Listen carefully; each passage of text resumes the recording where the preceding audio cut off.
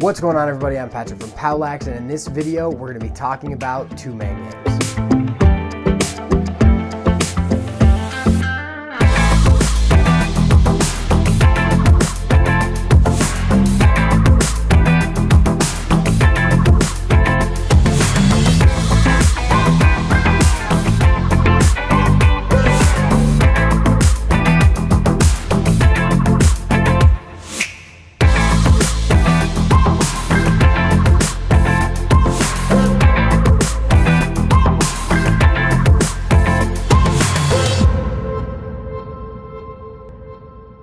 So when most people hear the idea of two-man games, they immediately think of picking, and I don't think that's incorrect, but I do feel that it's incomplete. The way I want players and coaches to think about two-man games is any type of strategy or tactics that two players can use in tandem as they're working together. And so this includes a variety of different concepts outside of picking, like shallow cuts, give and goes, mirrors. And the reason that I want coaches and players to think about it like this is because it fills out all of the options that surround the pick that are also very good options for players to understand and take advantage of. Basically, the main idea is that by creating an understanding of all of the two-man games around picking, we are going to open up a ton of different avenues for players to utilize when they don't actually get the pick, so that they're still dangerous and can still play fast. If there's one thing that I would love for anybody, namely coaches, to get out of this video, it's the idea that putting players into a situation where even though they may not pick and roll like you want to see them do it, as long as they have an understanding and foundation of these other ideas, we're going to give them the opportunity to read the field and take what they see rather than having to do what we prescribe. Now, that's not to say we're not going to teach give and goes, mirrors, shallow cuts, fades, picks in a closed set where they have to do that. But once we open it up into their ability to make plays and decide for themselves, we want to make sure that they know all of these things so that when that does happen, we can talk to them about why they made a decision, not isolate them and make them make one specific decision.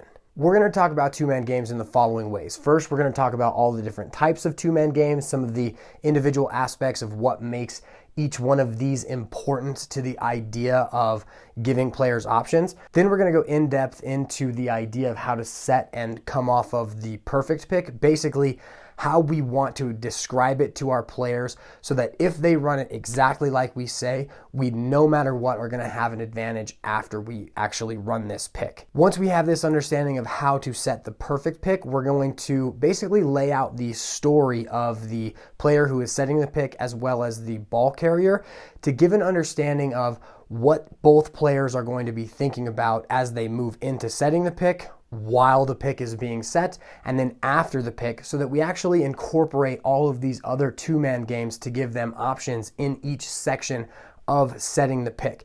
Basically, we're going to outline the thought process and what each individual needs to think about as they are moving into setting and then after setting the pick. Once we understand the offense, we are going to talk about what the defensemen need to be thinking about and then go into some of the advanced tactics like doubles and lock-offs and basically a lot of the different elements that offensive coaches will use to attack using picks. We're going to talk about some of the really cool ways that we can take advantage of those things and how we want to defend them. And finally, we're going to talk about what makes picks different depending on where they are set. So a pick that is set top right is very different from a pick set at X. And as we do that, I'm going to explain to you a very easy way to number the field so that even youth players, kids who are 9, can understand exactly where you're talking about just by giving them this reference, because we're actually going to map onto something that they already understand versus creating an entirely new numbering system for them to remember. Before we get started, make sure to check out patreon.com/POWLAX, where you can download and print the playbook PDF that accompanies this and over 50 other POWLAX videos by becoming a patron and supporting this channel. The goal for this channel is to put out free, in-depth lacrosse coaching content for coaches and players to access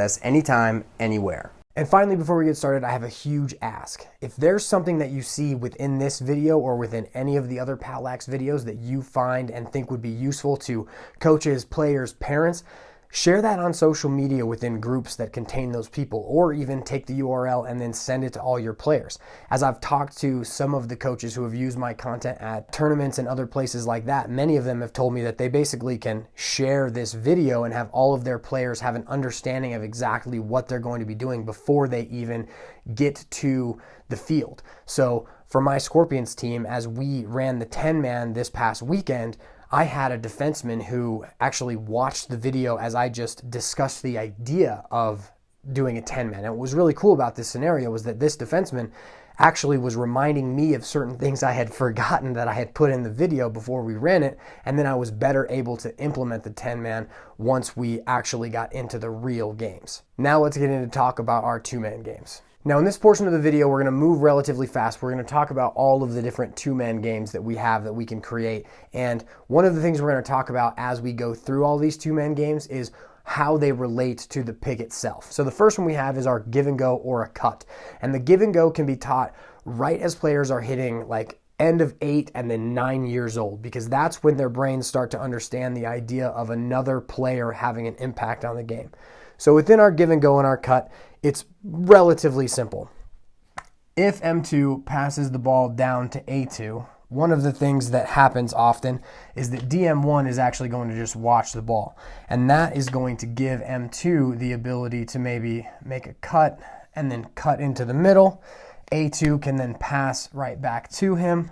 And now M2 is going to be in on goal. And so one of the really cool things about give and goes is that as you are teaching them, especially to these 9-year-olds, is you can use very good terminology, which is pass and cut.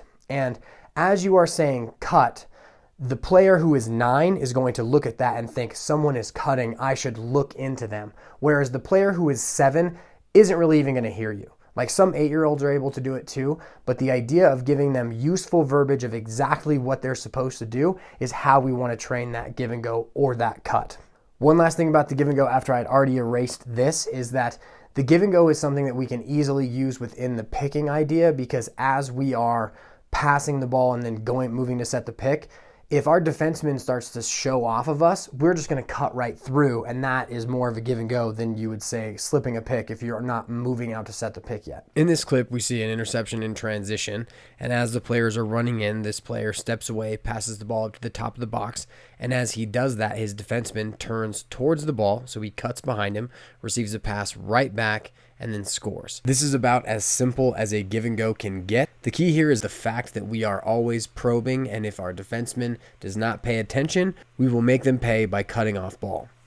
Next, we have the mirror, and a mirror is something that players can also learn around 9 or 10 because it gives them a place to move that reflects the other player. Now, the reason why we'd want to use a mirror in a 2-man game scenario is because we already like this matchup. So if we already like this matchup, we don't want to bring this defenseman to the matchup. Instead, what we want to do is we want to isolate this defenseman here, have him beat him, either get in on goal and score or draw a slide from this defenseman. So what we're kind of doing is we're actually baiting this defenseman into a slide. So the way the mirror works is A2 is basically going to move opposite about this point from the dodge. So as M2 dodges, let's say he comes down the alley. If he goes down the alley, A2 is going to mirror to the top. Now, if DM1 gets beat, D2 is going to slide, and now we have an easy pass to A2 that is, he's going to get a rotation from other players, but it's a very easy read for M2 to see the crease defenseman who is closer than any of the other defensemen on the other side and read the pass back, which is going to force the rotation. Now, if M2 decides to roll back over the top, that's going to force A2 to alter his route and get to the wing on the right side as well. So regardless of how the dodge happens, the off-ball player must react and then present themselves as an option opposite the ball. For our mirror examples, we are going to show 2 examples from the same game as Penn played Yale in the NCAA quarterfinals. In our first example, Penn sets up a dodge from top left and sweeps across the top. Notice how the crease midfielder awaits which direction the ball carrier is going to go and then pops out to the wing as he sees the sweep to the top. The defenseman slides, he accepts the feed, and he buries the shot. Our next example is of a wing dodge and a mirror, but this example is from more of the flow of Penn's offense, not them setting up an initial dodge. As this player catches the ball on the wing, he hitches, rolls back, walks the dog, and engages his defenseman as the player on the crease mirrors to the top. This baits the defenseman to slide. The ball carrier steps away, passes to the player who mirrored, and he buries it once again. This is definitely one of my favorite plays from 2019. Late in the game, super intense, a little bit of trash talk going with it. Now, the next 3 two-man games that we have all involve 2 players that are going to stay on the perimeter of the field until one of them might turn the corner or then cut afterwards. But for the most part, they're going to stay on the edge of the field. And we're going to pair up the first 2 because within the first 2, the ball carrier and the off-ball player are both going to switch places. So in these next 2 with shallow cuts and overlaps, these 2 players are going to switch places. And the main thing that's going to decipher one of these from the other is whether the off-ball player is closer to the goal or farther away from the goal. So in a carry shallow cut, which a carry basically is just the dodge, as M3 dodges down the alley, A3 is going to move under him and replace him.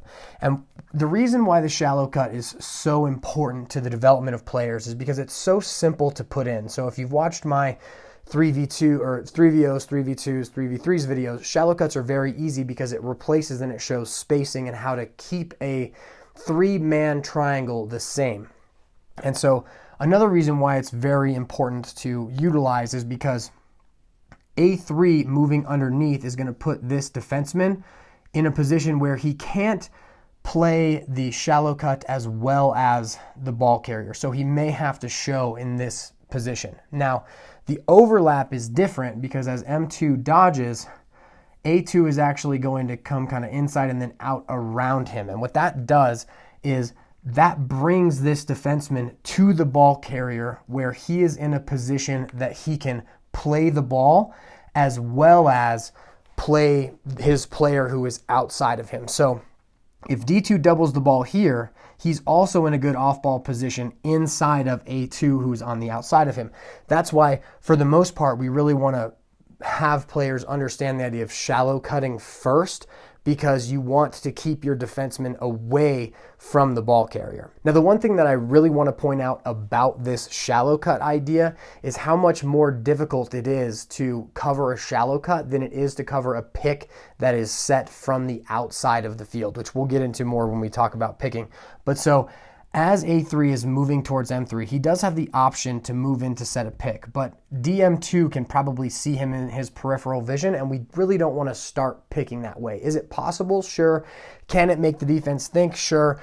But what's really difficult to do if these defensemen don't communicate correctly is it's extremely difficult for DM2 to recover or switch to A3 if A3 is moving back upfield pretty quickly. So instead of stopping, which will allow if D3 decides to switch, and DM2 has to switch to A3, if he just continues to kind of run through and then cut, the odds of DM2 being able to stop his momentum because of the switch and then find A3 is very tough. So defensively, we actually want to slide to this instead of have a switch, because it's very difficult for that player to be running full speed with one player and then about face and catch another player who's moving fast in the opposite direction. Now, the final thing with shallow cuts and overlaps is we want to incorporate a skill into both of these. So just like in the pick, as a shallow cut is happening, we always want M3 to look back at the shallow cut. So as we talked about earlier, this defenseman D3, he's going to kind of show to deter the dodge that's going to turn the corner. And as he shows, if this offensive player thinks that they can beat this defensive player, if he kind of steps away and looks back towards A3, D3 is going to stay with the shallow cut, which is going to open up a lane for him to get in on goal. And these look back fakes, you don't have to throw a fake. All you have to do is kind of step away, turn and look, and that's going to keep the defenseman out of the lane, which will give him space to come in. Our shallow cut example happens with a dodge from top center around a player who is top right. As the player dodges to his left, the player top right shallow cuts underneath him to get out of his way and replace him up top. This defenseman here should be showing towards the ball and should be in a slide position because he's the near man. They are in an open set. There's no one else that can actually help. He doesn't end up helping, which is what gives the player space down the alley to shoot on the run and score. Now, had this defenseman slid, it would have been a very easy read to step away, roll back, and pass back and cause the defense to rotate. Now, For the overlap, we have a wholly different skill, and that skill is a flip or a fake flip. So as these two cross, M2 is going to have his stick in his outside hand. It doesn't really matter if A2 has it inside or outside. For the most part, he's probably going to have it outside.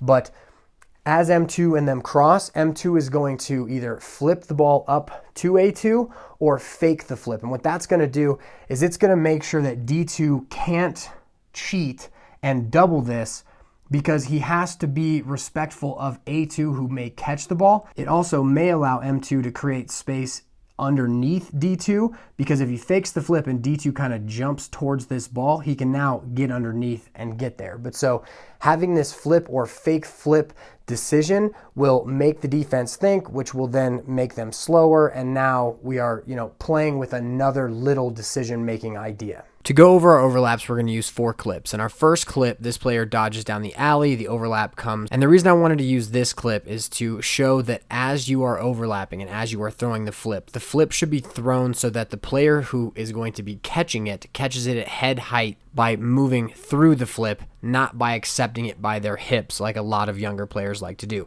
This will allow the players to move fast towards each other. In our next clip, you will see flips executed the same way and back and forth in kind of a consistent overlap pattern where we'll do a flip on one side, then a flip on the other side. This style of offense is often called a weave, and it can actually be done one other way. The other way a weave is done is by actually passing the ball down and using a pass down, pick down tactic. Now, some people think that this is an overlap, and it may be in some sense, but I like to think of it more as a pass down, pick down rather than an overlap, because an overlap to me signifies that a player is coming over the ball carrier, not accepting the ball and then moving over an off-ball player. Our final 2 clips are of fake flips during an overlap. In our first clip, we get a sweep across the top, and as this player overlaps, we get a fake flip that allows the ball carrier to turn the corner, getting inside on goal and scoring. Now, our final clip is an overtime goal by Joel Tinney. Notice how he sweeps across the top. As he sends his fake flip, it confuses all of the defensemen. He shoots, and Hopkins wins in overtime. The final 2-man game that we have with the players staying on the perimeter is a fade. And what a fade does is it basically creates space for a dodger to turn the corner to get into the middle of the field. And so as M2 dodges, we're going to have him sweep across the top, and this is a really great spot for a fade. And as he's trying to turn the corner to get to the middle of the field, M3 is going to backpedal and create space while staying on this the edge of dangerous space. And so as he fades, what he's doing is he's putting this defenseman in a very awkward spot. Now, for the most part, what a defense is going to try and do is keep players down the alley and slide from the crease, because that is something that a lot of teams train. It's what they expect. Now, if you get beat over the top, you don't want a player sliding upfield. So what ends up happening, and this happens in the Q set, the Duke Fade and Follow set, is what you're going to do as you sweep to the middle is if these players fade instead of shallow cut underneath, you are going to put them in an adjacent slide position. So as DM2 kind of stays with M3, he's going to be in this position where he may have to go so that M2 can't turn the corner, get inside, and score. And so M3, he's going to be backpedaling with his stick up in a shooting position, basically a triple threat or a double threat position where he's ready to catch the ball and either shoot, pass, or dodge. And so M2 is manipulating DM2 because he may have to go. And so another thing that M2 can do here is he can actually fake to make DM2 think the pass is going to go to M3, which will give him space to get into the middle. And so the key to fading is that you have to be ready to catch the ball. You've got to be on the edge of dangerous space so that you are ready to shoot, dodge, or pass from there. And that as this player is trying to turn the corner, he does get into the middle so that this adjacent player may have to dodge it. If both players stay on the exterior of the field where they're not in a dangerous spot, it's not going to create an advantage that we are going to be able to utilize. We're going to show the fade in 3 clips. In our first clip, we're going to watch number 22 here as this player sweeps across the top, and then as the player from X dodges up the right hash. Notice how as he fades, his defenseman has this adjacent slide possibility where if this player turns the corner, he has to slide, which then leaves him wide open on the wing. As the ball hits X and the player dodges up the right side, he does the exact same motion, fading up the wing, staying dangerous, and putting his defenseman in this difficult situation once again. The ball is passed up to him, he finds a player inside, and they score. In this next clip, we're going to see what happens when a defenseman doesn't slide or doesn't slide in time. As this player dodges from top center, he dodges to his left and turns the corner well, which doesn't give the adjacent defenseman enough time to slide to make contact, and the ball carrier turns the corner, shoots, and scores. Had the ball carrier not taken this shot, look how wide open our player in the fade position would have been. In our final clip, we get the inverse situation where the defenseman actually slides and our fade player is wide open.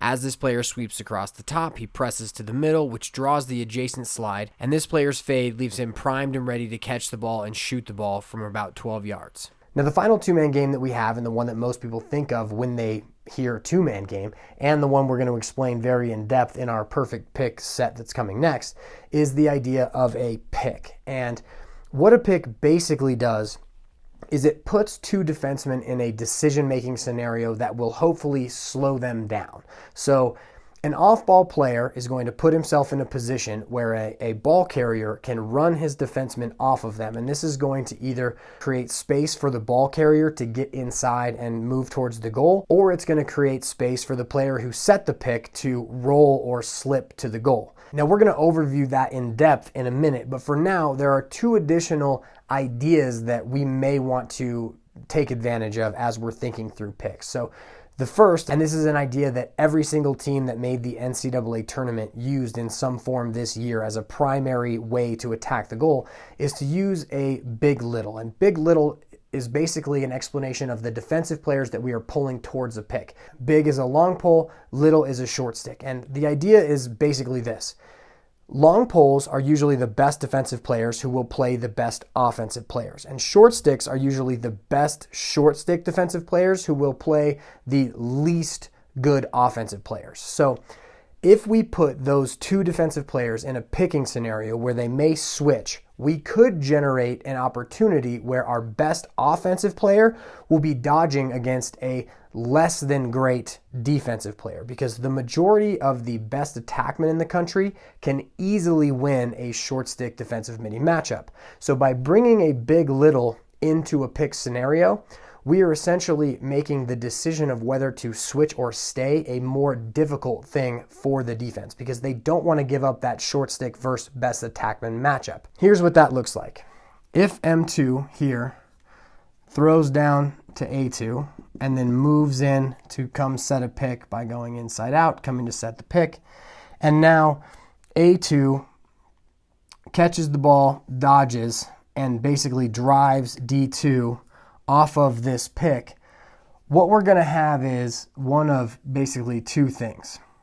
If they decide to switch, A2 is now going to be in a scenario where, DM1 is now defending them, and he's going to be able to easily take advantage of that matchup. M2 will probably clear out, defended by D2, and now we're in a mirror scenario where we're probably going to get this slide from D2, and that's going to open up and push transition draw and dump style.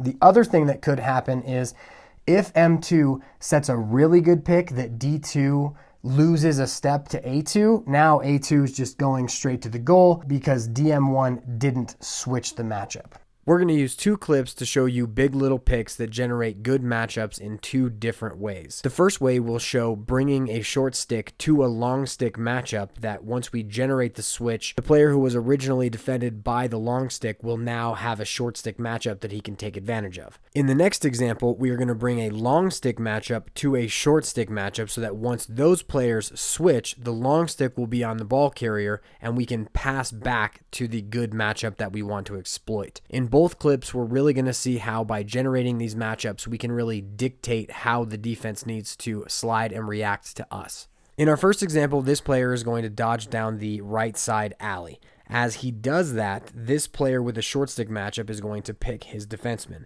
Once this player generates the switch, he is now defended by a short stick, which he can easily take advantage of because he is used to being defended by poles.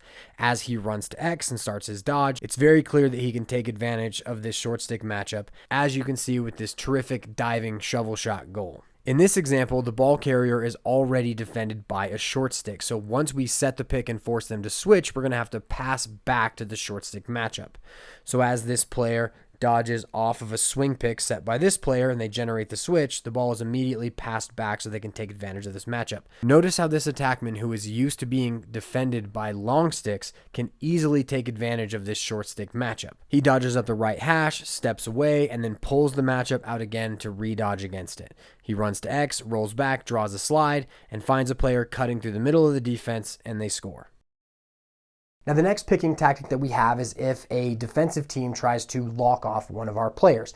That's going to create an even harder decision for the defensive players to make, because if a pick is set well, it's easily going to free up the ball carrier because the player who's on the picking player isn't going to switch off of them, and we know that. And so this is used a lot in the sub game where a player who is, say, a defensive midi or a pole goes to the top of the box to set a pick with a offensive midfielder on them, and a player will run off that pick trying to get the offensive midfielder to kind of play the pick, which will give the LSM time and space to run through the midfield line to either keep that offensive midfielder on the field or create a step advantage as they are subbing. As we let this clip run, this defenseman is on the offensive end. In order to sub him off, he's going to set a pick. As he sets the pick, the player defending him has to respect the fact that if he sets a good enough pick, the ball carrier is going to gain an advantage. As the ball carrier comes off the pick, the player hesitates for a second, and the pole gains a step advantage subbing through the midfield. One of the ways that I found was really cool that, as players are subbing and marrying to run off the field, that works really well is with our face-off middies. And TD Ierlan did this great, and that's the clip I'm going to show you in a second. But so, if a face-off player wins a face-off, comes into the offensive end, and we are in our slow break scenario where, we're probing, but we're not really going to the goal, we may have a pick or something, and that's what they're going to do here. So TD Ierlan essentially threw the ball down to an attackman on the wing, and now he went inside out to actually set an up pick on the defenseman. And what ended up happening was the attackman kind of pushed topside and then came underneath.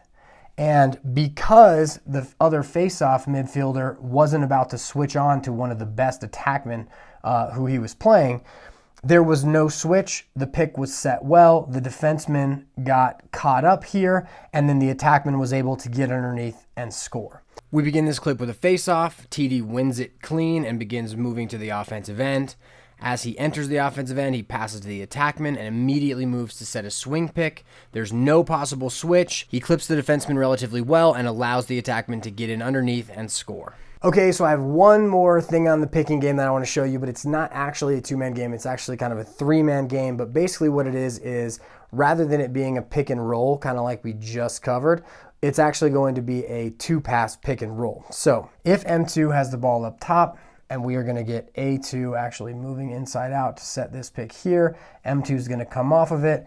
And as these players decide whether they're going to switch or not, basically A3 is going to move out and M2 is immediately going to pass the ball down to A3 because A3 has a much better view of A2 and M2 who are coming off of this pick, so that if we do isolate D2 between these two players, now A3 has a very good view of M2 and A2 slipping to the goal. Whereas if we just did a pick and roll and M2 passed inside to A2, that's going to be a tough thing for him to catch, bring in, and then put on net. Whereas if he just throws it forward to A3, A3 has a great view of whether or not he wants to hit M2 on the give and go or A2 on this nation's look.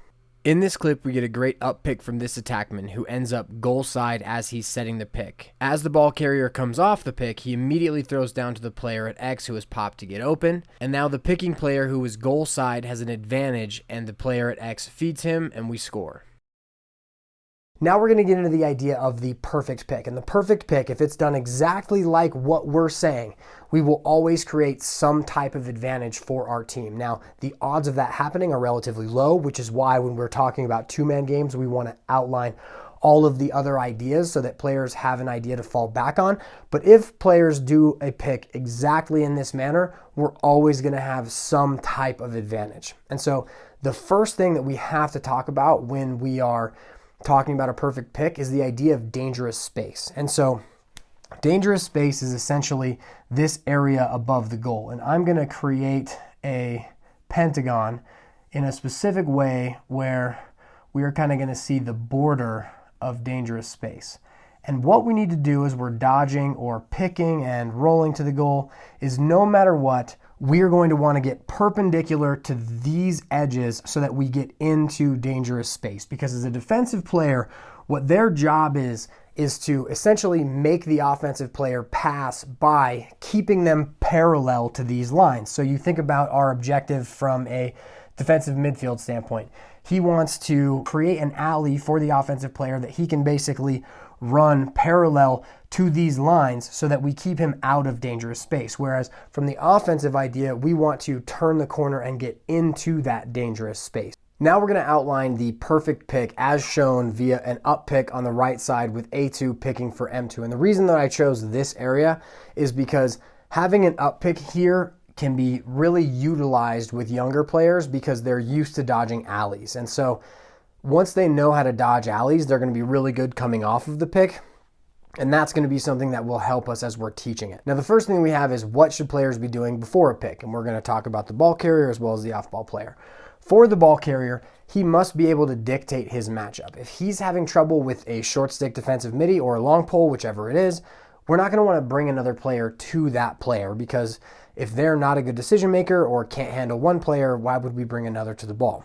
So if DM1 is trying to pressure M2, he needs to be able to bounce, do whatever, and dictate the matchups. Now for A2, he wants to get into a position that's going to be difficult for DM1 to see that he's coming, as well as a difficult position for D2 to switch to this matchup. So what he's going to do is he's going to cut to the middle of the field, or he can slam his defenseman in, which is basically walking his defenseman in, because he can't push him because that's interference, but he can kind of push him.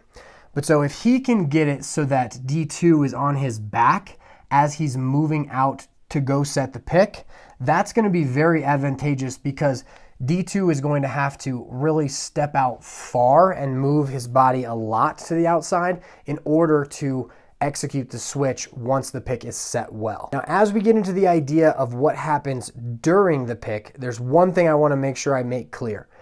As A2 is moving to set this pick, he does not want to set the pick before M2 has made his move. He wants to get into a position where M2 can drive him off of the pick once he's already made his move. So A2 is basically going to sit in this space, and M2 is going to have to dodge. So as M2 creates his dodge, maybe he pulls him out and now he's going to try to go over the top and then back down over the pick.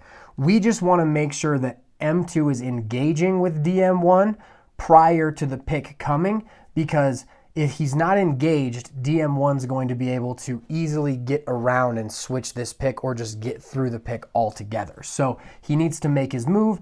DM1's going to be running as fast as he can, and the pick is going to come from behind where DM1 is looking. So DM1 comes down through here, and now we're into the idea of what happens during the pick. So during the pick, like we just mentioned, M2 needs to drive DM1 off of A2's pick. Now, as A2 moves to set the pick, and he needs to have his, feet set, stick up and down, he wants to aim his pick so that DM1's inside shoulder hits his outside shoulder. And he doesn't want to set the pick so that the player runs into him completely and they both fall down, because then there's no other advantage. They're just going to switch and then these two have to stand up. What he wants to do is set the pick so that these two shoulders brush off each other. So if I'm A2 and I'm setting this pick, I want DM1's inside shoulder to hit me here, and I want it to brush. And as it does that, it's actually going to turn me open to the ball. And you can talk through that in a ton of different ways. You can say, make sure you keep your eyes on the ball. You can say, M2 coming off your shoulder is like pushing a door open. You can say you have a chest camera and you're going to film. But any way you split it, if A2, his outside shoulder, hits DM1's inside shoulder, that's going to naturally turn him open.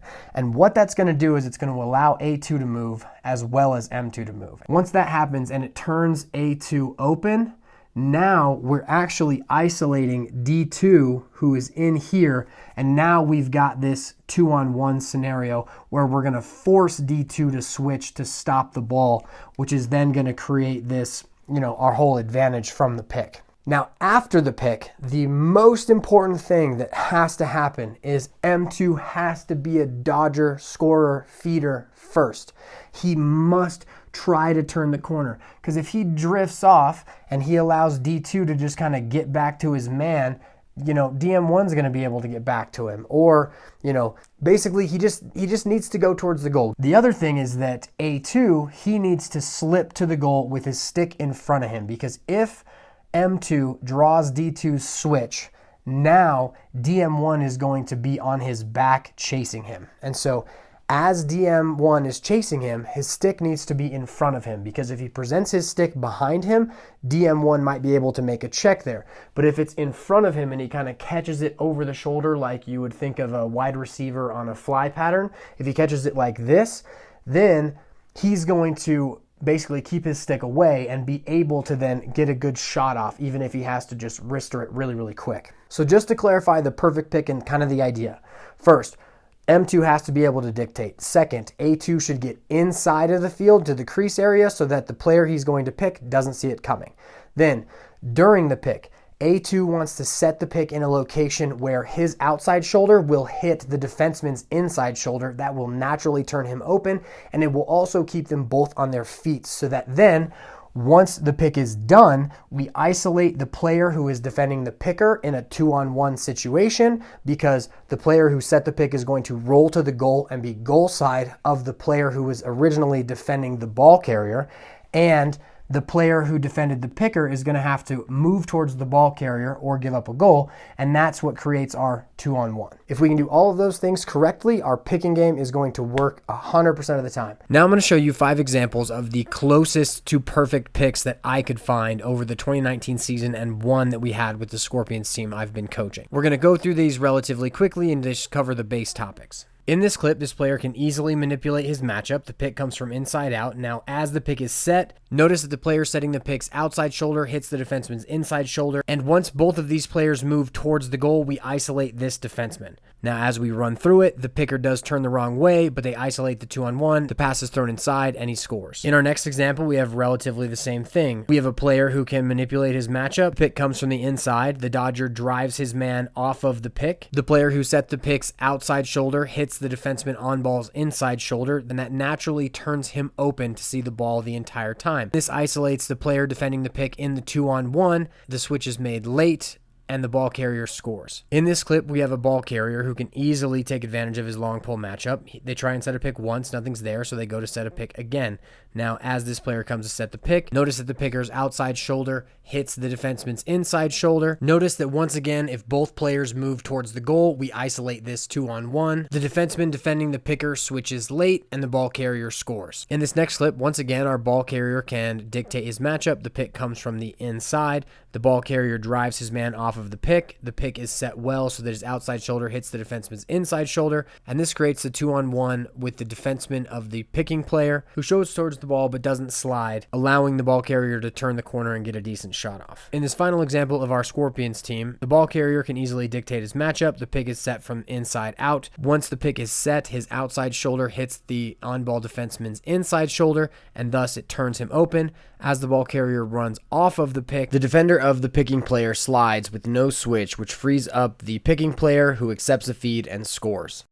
Now, the key is that that's not always the case. So we want to build out exactly what both players should be thinking about, so that if this doesn't happen perfectly, which it won't, we'll have some other options. Now that we understand the idea of the perfect pick and how we're going to generate offense if we pick perfectly, we're going to outline everything that happens around that pick, so our players have a bunch of choices and decisions they can make if they see something that's outside of that perfect pick scenario, which quite frankly is going to be about 99% of the time. So in order to teach this, what we're going to talk about is the decision-making ability from the off-ball player and then the ball carrier before, during, and after the pick that incorporates all of these two-man games. And so to do that, we're going to basically talk about a story of what these players should be thinking about before, during, and after the pick. And so to help explain that, I've created this decision tree, which if you've downloaded the playbook PDF, you may have been looking at already. And so basically what this outlines is all of the decisions that a player who is off the ball can make as they are moving into and out of their two-man game. And so we're going to start with a player on the exterior of the field and basically just go through all of those options. And so what we basically have is when a player's on the exterior of the field, they're off ball, they should be in a two-man game. Their first decision is whether or not they're going to stay on the outside of the field or whether they're going to go inside. Then they're going to have the decision of whether they're going to move to set the pick or do some other two-man game. Finally, if they move to set the pick, they're going to be able to choose whether they slip early or actually set the pick. And then after the pick, they're going to roll to the goal. And then, once the two-man game is kind of complete, they're going to have the option to then re-pick again. And so we're basically going to go through that and kind of show it on the whiteboard and then show some examples of when players make these specific actions. So the first thing that A2 needs to decide on whether he's going to do is whether he's going to get inside so he can set the pick from the inside or if he's going to stay outside.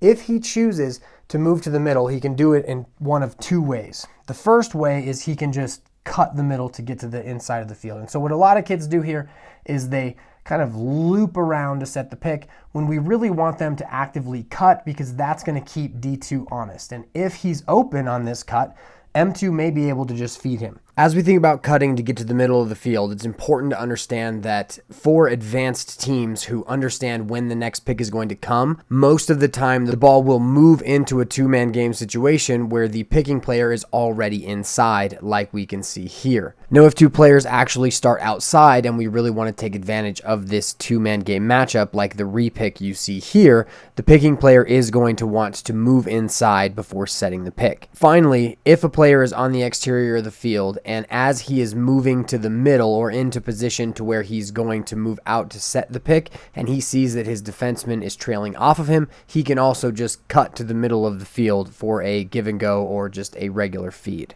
The other thing that he can do is he can do a slam, which is he's just going to walk his defenseman into the middle. In this clip, notice how this player just walks his defenseman into the middle of the field before stepping out to set his pick. Now, if he doesn't decide to get to the middle of the field so he can pick inside out, he's going to stay on the outside of the field. He's going to have a couple options from there. So what's most likely going to happen is M2 is going to dodge towards him. And as M2 dodges towards him, he can either replace M2 or he can kind of move away. So if he moves away, that's going to be our fade. He's going to try and get D2 to slide, and that's his fade decision.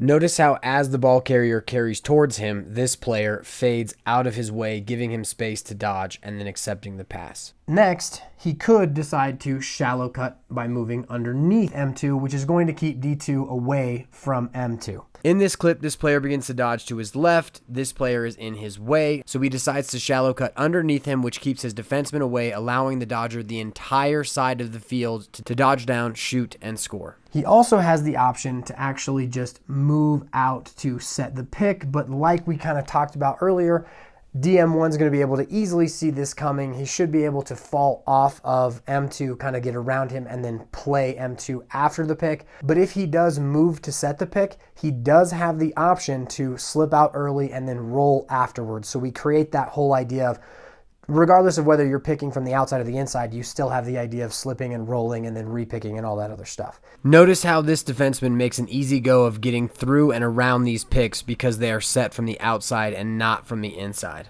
Finally, if he doesn't have time to get underneath to shallow cut, to set the pick inside, or to cut the middle or, push inside, he can also kind of come inside and then overlap with M2. If he does decide to overlap, he can fake accept the flip. He needs to be ready to accept the flip. In this clip, this player is going to dodge down the alley, and this player isn't going to have time to get underneath the dodger. So he goes outside of him, overlaps him, and the ball carrier flips him the ball. Notice how because the off-ball player moves outside of the dodger, it does leave two defensemen that are able to play the ball carrier, but because they're moving quickly in opposite directions, it does does make it hard for the defense to double the ball. We basically have all of these options, and as these options take place, the majority of them end something, so we are going to continue this decision tree from the middle of the field, where we talk about what he can decide to do from the inside as well. Now, if A2 is inside or has just cut the middle or used his slam to get inside, he's now going to be evaluating from the interior of the field, which gives him different options. The first option he has is if he thinks that M2 has a good advantage on DM1, he's not going to want to bring the pole there. He's going to want to isolate the pole, so the pole is going to have to slide and then present himself in a place where he can be the first pass to create a defensive rotation. And he's going to do that by mirroring. So as M2 dodges, he's going to stay opposite, present his stick, and mirror, and try to isolate D2 into sliding as well as be an outlet. In this clip, we're going to see two different types of mirrors that are happening because Maryland has already pulled one of Towson's short stick middies into an invert. The first is going to be a mirror of a dodge from X, where the off-ball player is just going to stay opposite the dodge. Then, once this player gets up to the island, a new two-man game is started with this player, and he doesn't want to move out to set the pick because we already have the short stick matchup via the invert that we're running. So as the ball carrier dodges back down trying to get underneath, he mirrors to the top, accepts a feed, shoots quickly, and scores. If he does want to move to set the pick, he's going to have some options that he can take advantage of as this is happening. So if A2 does move out to set the pick, he's going to be reading what his defenseman is doing. And you'll see this a ton, and we see this especially at this 8th grade level that I'm coaching now, is as D2 is watching A2 move out to set the pick, he's going to start to show here. And as he starts to show, A2 has the option of slipping out early and basically creating this advantage because D2 slid to nowhere, and that's going to create an easy passing lane into his slip. In our first clip, this player is going to dodge down the alley with this player coming to set a pick. Now, right before the pick is actually set, notice that the defenseman guarding the off-ball player is showing into the right alley. Because of this, the picking player can now slip to the goal without setting the pick because his own defender has already committed to the ball carrier's alley dodge. The slip works, the ball is thrown inside, and he scores. In our next clip, this player is going to sweep across the top. As this player moves to set the pick, his defenseman shows, so he slips right through to the right wing. Both defensive players jump to the ball carrier, the ball's fed through to the slip, who steps in and shoots from about 12 yards. In our final clip, the ball carrier is going to sweep to the top of the field. As the off-ball player comes to set the pick, notice that he slips through. Now in this example, the off-ball player's defenseman didn't actually show to the ball, but once the ball carrier beat his man, his defenseman had to slide, which freed him up. The pass goes to the player who slipped, who shoots and scores. The final thing that he has the option to do is just to actually move out and set the pick against DM1. And so if he sets the pick against DM1, we open up all of the options that he's going to have as he has actually set the pick. First idea we have to cover as we discuss moving out to set a pick is the idea of what the defenseman wants to give you. We want to harness what the defense is going to do. As a general rule, every defensive coach knows is to keep players underneath, either behind the goal or down the side. We want to funnel players away from the middle of the field, away from dangerous space. So when we're moving out to set a pick, we want to get to the place where we can impact a defenseman who is doing his job. In this first clip of Maryland, that means that this player who is moving to set the pick should get as close to this parallel line that the defenseman is trying to keep the offensive player. That way, once he is on this parallel line, he can easily move left or right pretty small distances to be able to set his feet so that the offensive player can run the defenseman off of him. In this next example, we get the same idea, but the defense is giving us behind the goal. So now as this player executes this razor pick, he is standing in the way of where the defenseman wants to take the offensive player so the offensive player can run him off of it. Picking on the wings up top and X create an interesting dilemma for the defense because players can get very dangerous by going either way. Notice how as this player moves out to set the pick, he could easily hop to his left to set a down pick, but decides to move to his right to set an up pick. The final option that a player who is moving to set a pick has is to fake like he's going to pick on one side and then hop to the other side. This is called a swing pick. Notice as this player comes to set a pick at X, instead of setting the pick on the side he is coming from, he hops around to the other side, setting his swing pick. So now that A2 is in and he's actually setting the pick, we're hoping that his outside shoulder hits DM1's inside shoulder, they both stay standing, but DM1 loses a step, and that we create this 2-on-1 with M2 and A2 against D2. And so from this position, A2 has the option of rolling to the goal hard because D2 is going to have to slide, which is going to leave him open. Notice how once the ball carrier drives his man off of the picking player pauses for half a second and then rolls to the goal. He does turn the wrong way, but the idea is there. He can also float. And now I don't recommend teaching the float, but the float is used if you have a player, basically a sniper, someone who can hit the goal hard from basically anywhere inside of 12 yards, where if the ball is put anywhere near them, they're going to snag it and get rid of it super quickly to where the ball is going to be in the back of the net before anyone notices, before DM1 can get anywhere close, or before a slide can actually get there. Another reason why you might want to float is to buy yourself more time before an off-ball player could slide to you.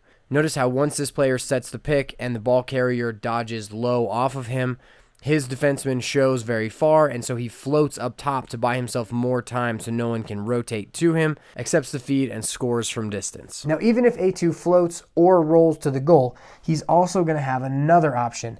Let's say they do switch and we want to create this matchup with A2 and DM1. A2 is going to pop out, and then we're going to have M2 step away, throw the ball up to A2, and now M2 is going to get out of the way, and A2 is going to isolate this matchup against DM1 with a mirror or whatever kind of dodge strategy that we want, because we've got the switch, we've got the matchup we want. Now we're going to target and attack that. This player comes to set a swing pick. Once they generate the switch, he immediately pops out to accept the feed, and now they're going to ISO the short stick matchup against an attackman. Now the final thing we have, if none of this stuff works, we can easily set another pick very quickly, and this will work if M2 kind of comes off and then steps away like he did in this ISO the matchup example. But as A2 rolls to the goal, he can actually get inside out very quickly to come and set another pick on M2 who can come over the top. So we can get two picks at once, and this is really handy if you almost set the first pick right, but the player coming off the pick knows that you're about to kind of turn and then reset the pick again. There are two different kinds of repicks that you can make. The first is fluid, where one pick flows easily into another, and the other is one where the first pick doesn't generate what we want, so we pull it back out and repick the same matchup in the same space. In our first example, this player comes to set an up pick for the player dodging down the alley. The initial pick doesn't generate anything, so the ball carrier rolls back up over a second pick and scores. In this next example, the first pick that they move to set doesn't work well, so they pull it back out and then they repick the same matchup.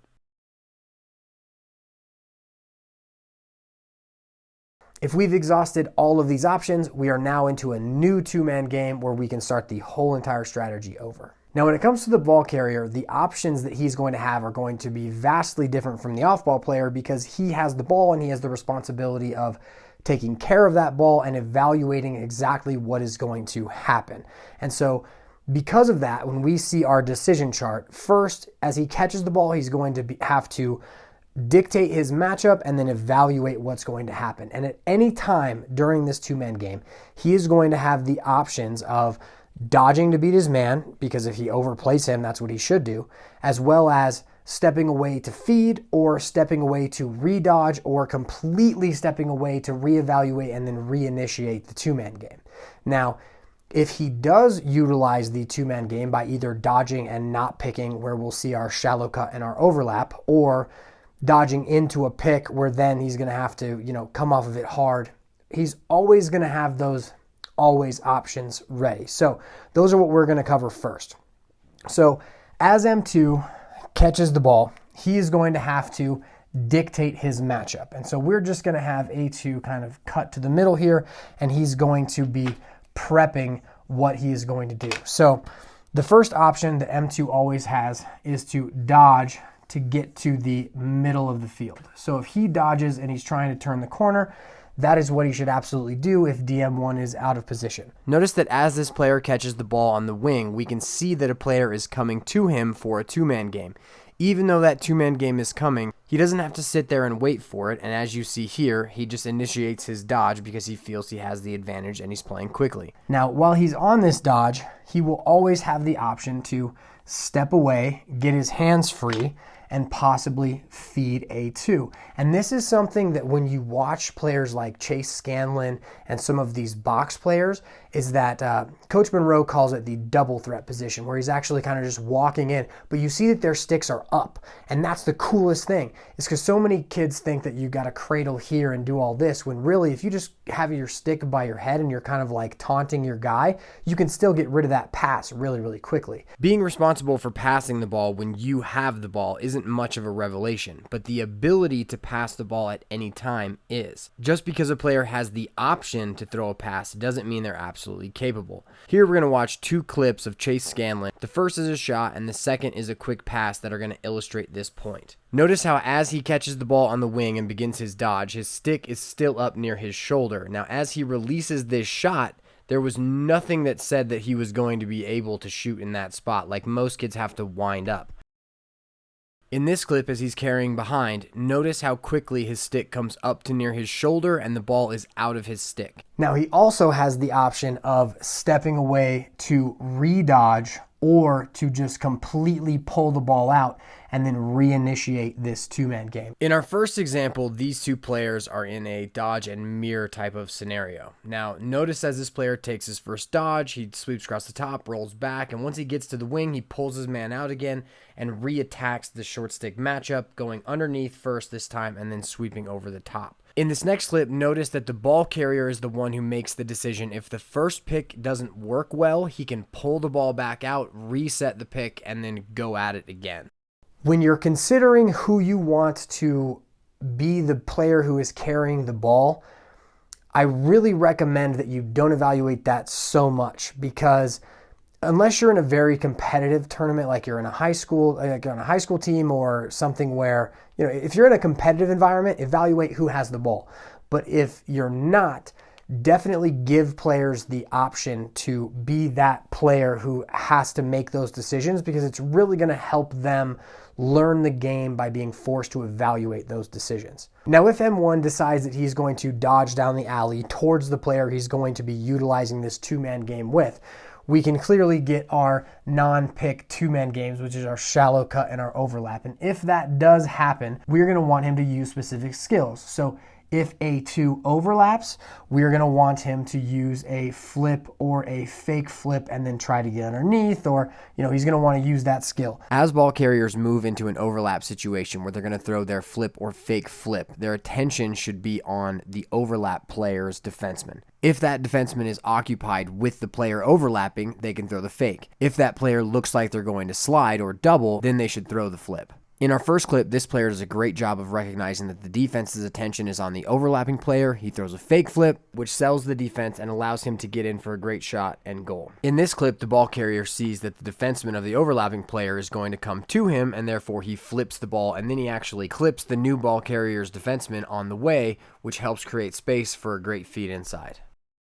Then if A2 does get underneath with his shallow cut, we're going to want him to use a look back fake to try to manipulate D2 into sliding versus staying with A2, because that can then open up his lane. Notice that as this player carries over the shallow cut, he looks back towards the player who shallow cut, which keeps his defenseman there, which gives him the space to get inside, shoot, and score.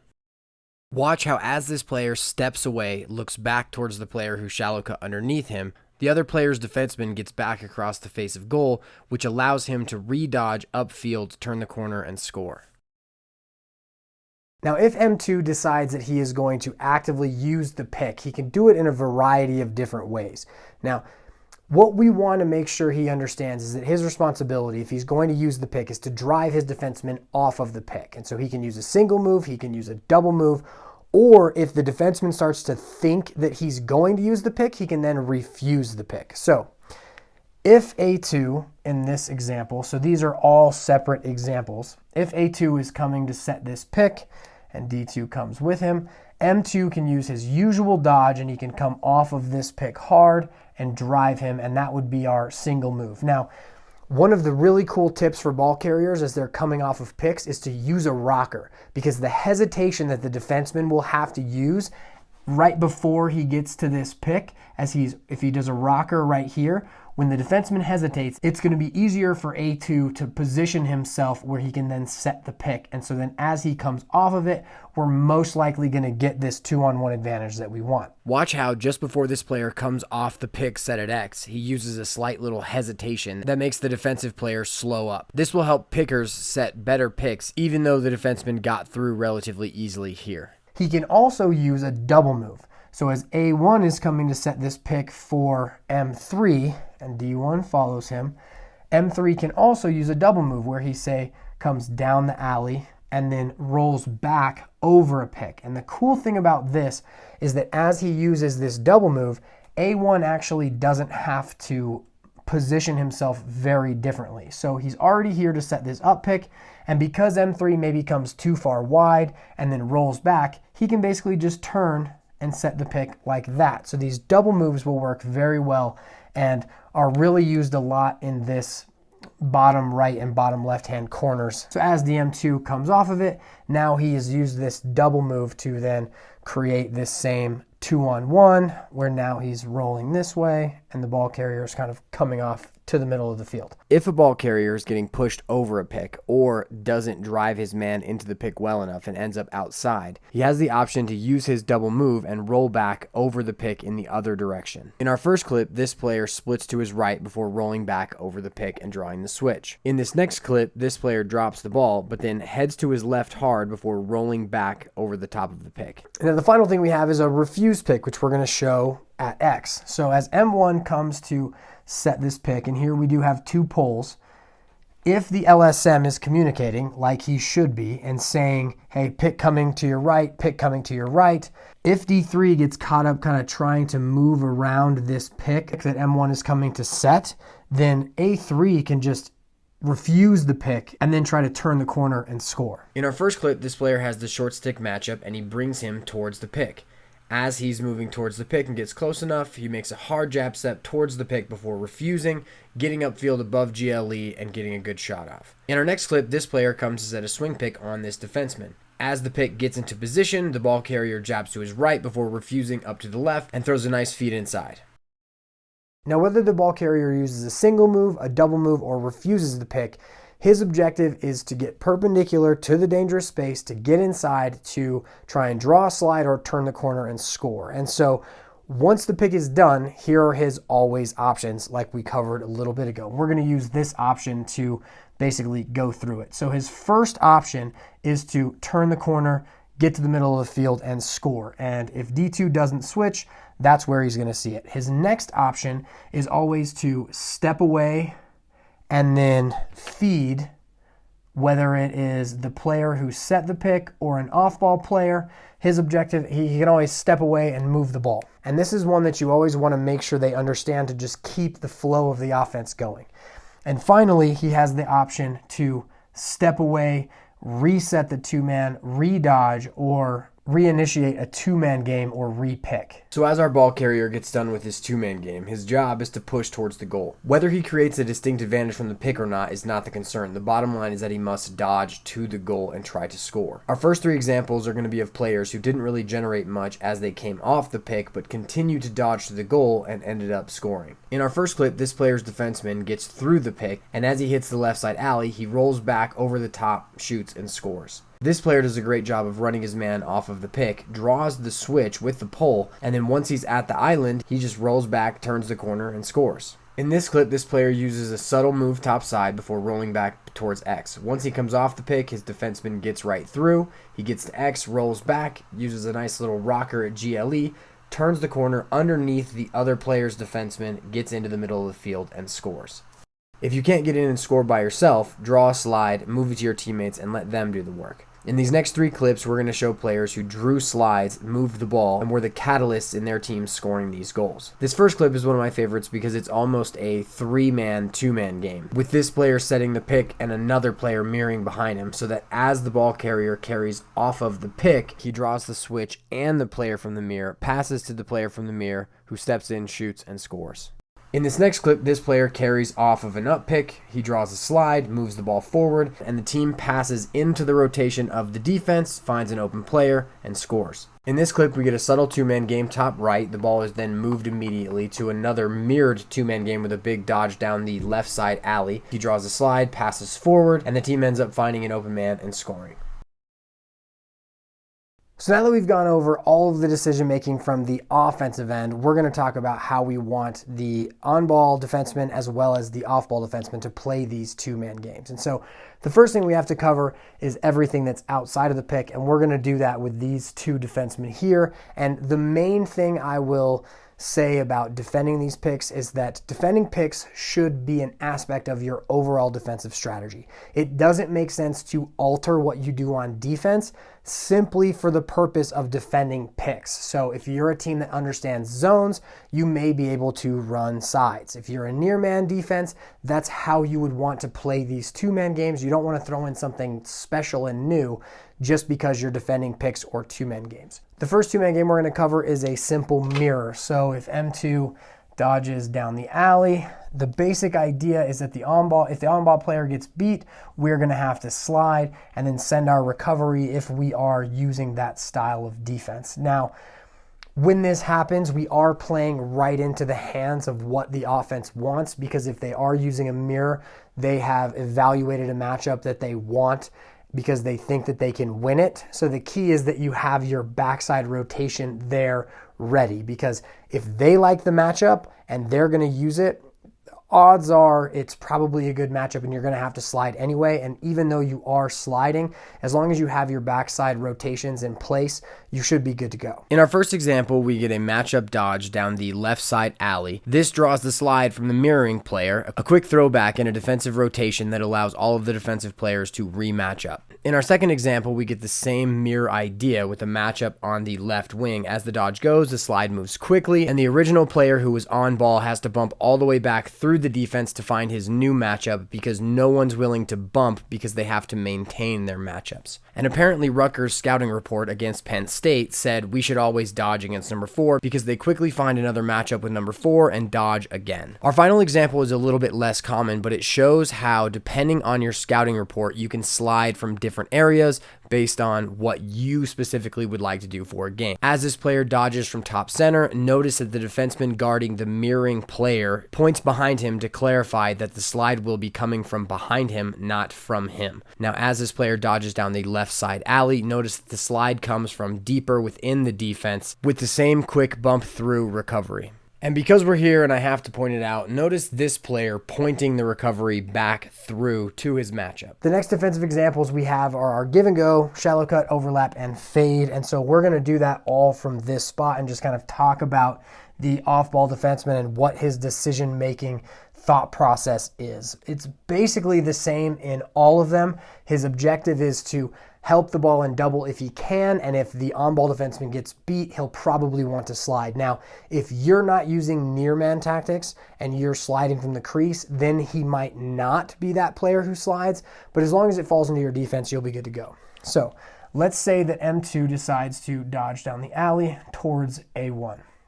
If A1 shallow cuts underneath, D2 is going to have to evaluate whether or not he needs to slide, and we will need to get a backside player to rotate to A2 if D2 does slide. In this clip, we're going to get the same look twice. In our first example, we get a nice shallow cut here. The defenseman shows, then gets back to his man. Now, as Towson continues to play, the ball will end up getting up top to the same exact position. And then on this shallow cut, the defenseman decides to slide, and we get this three-man rotation between the on-ball defenseman, the shallow cut player defenseman, and a defenseman on the crease. This is a perfect example of why we want to slide to a shallow cut, not switch from a shallow cut, because there's no way that the player on ball is going to have time to get back to the player who shallow cut. If A2 decides to overlap, where he's going to stay on the outside of M2, then we are going to be in a scenario where if we can double with DM1, we're going to want to double with DM1. Now,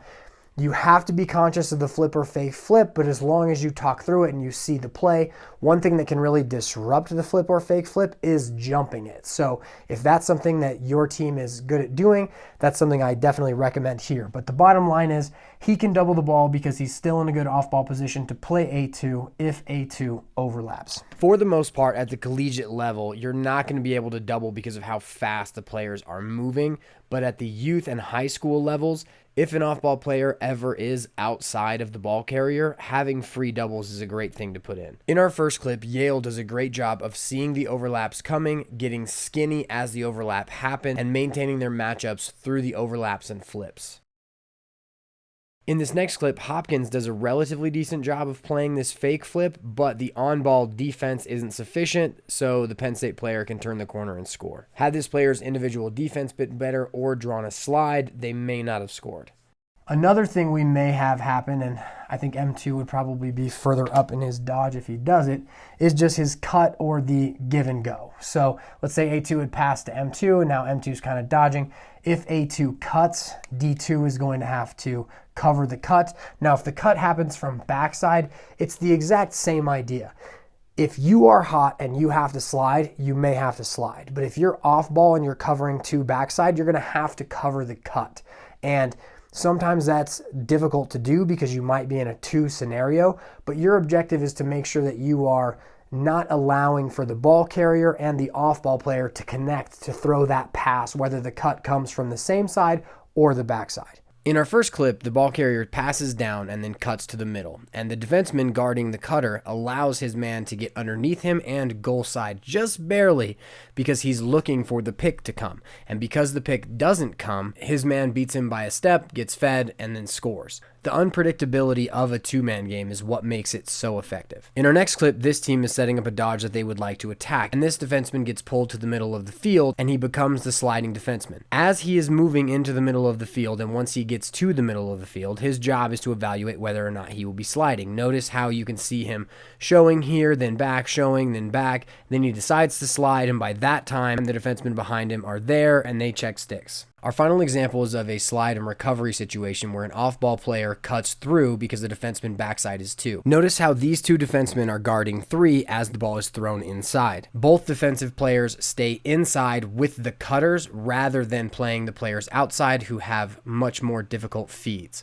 Now the final two-man without a pick is our fade, and so if we are in an open set where we know that we are sliding adjacent, or if, say, it was the beat over the top example, which I did for the offense, as this fade is happening, D2 is going to want to stay with his man and evaluate whether or not he needs to slide. So if M2 beats him clean and gets in underneath, we may have to slide and force the extra pass that is more difficult than just getting into the middle of the field and scoring. So if you do have to slide, you're going to want to evaluate that. And so the tough part about this is if a dodger is really good at using fakes to kind of keep you towards your man. You're in this decision where you might show, and then if you can show and get back to your guy, that's awesome.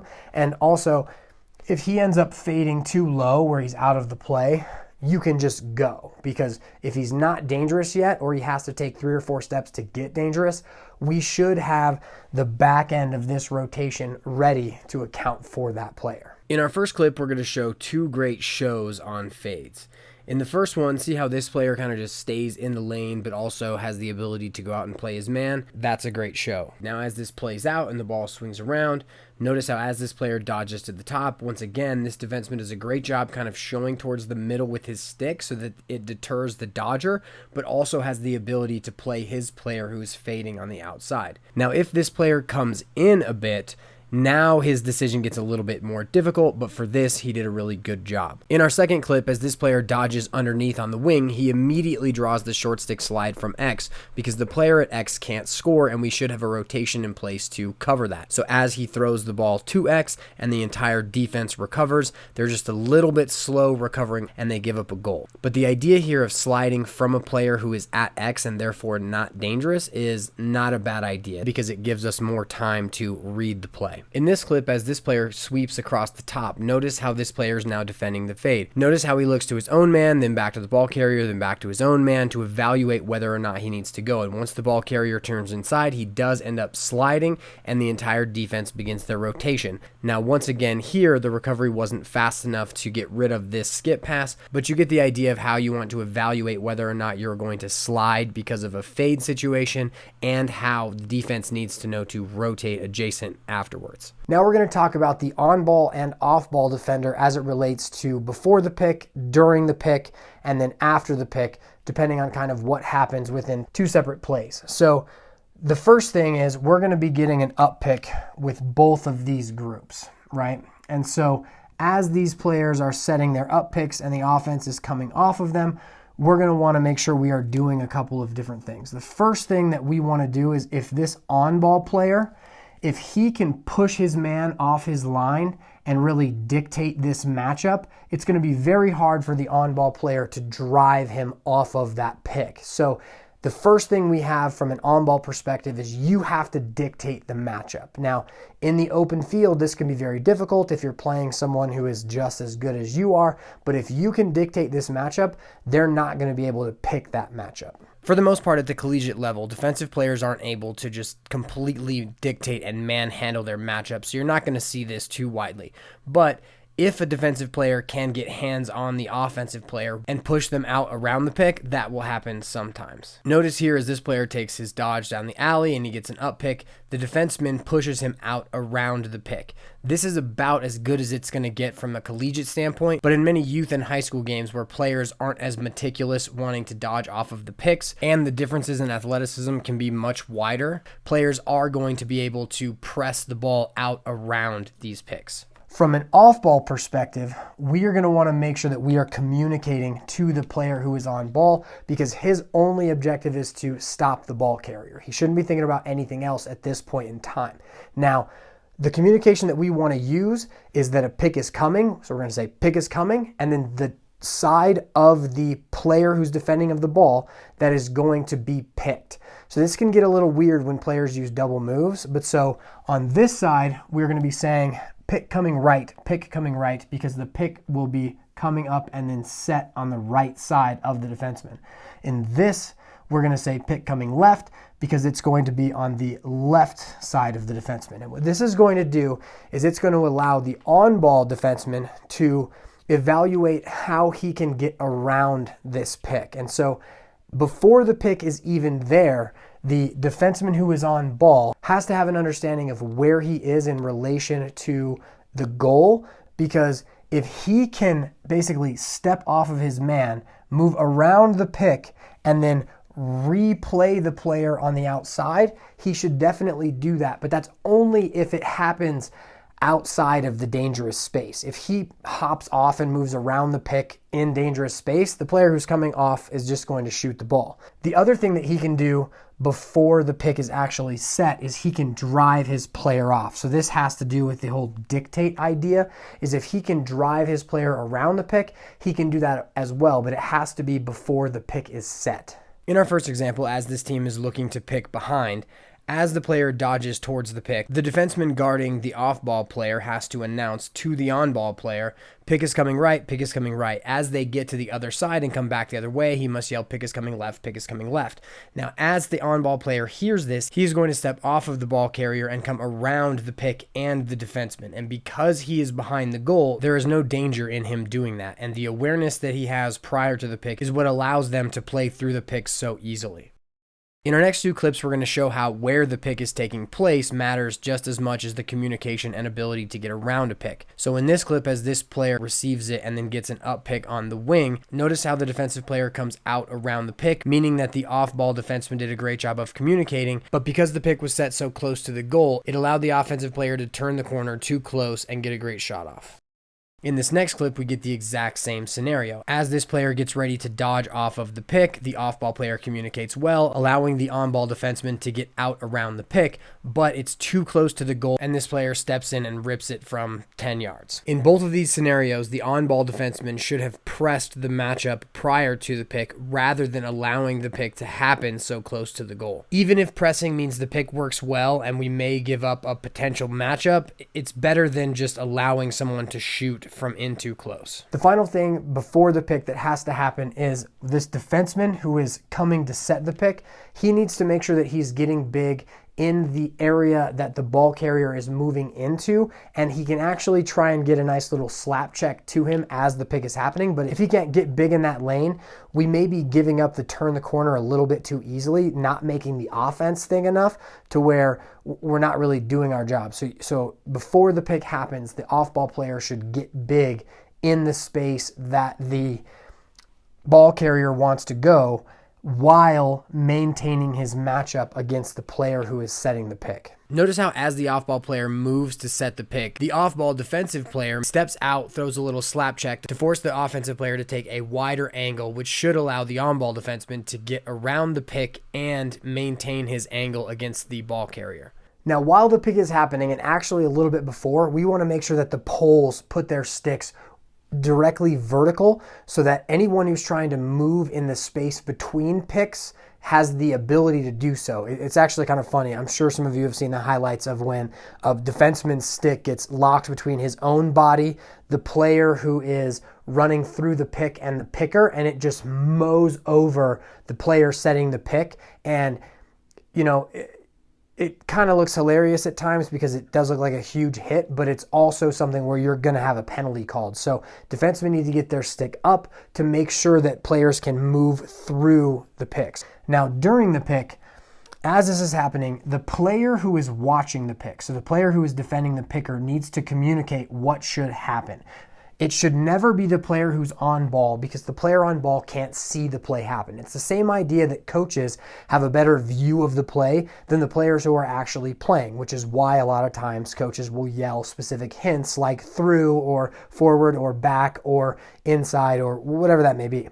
So the player who's watching the pick has to happen. Now, here's the rule. If there's contact, we switch. If there's not, we get through. No auto switching.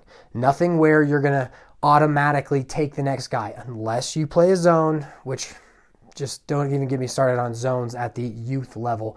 But so as you're going, let's say DM1 easily kind of pushes M2 out around this pick.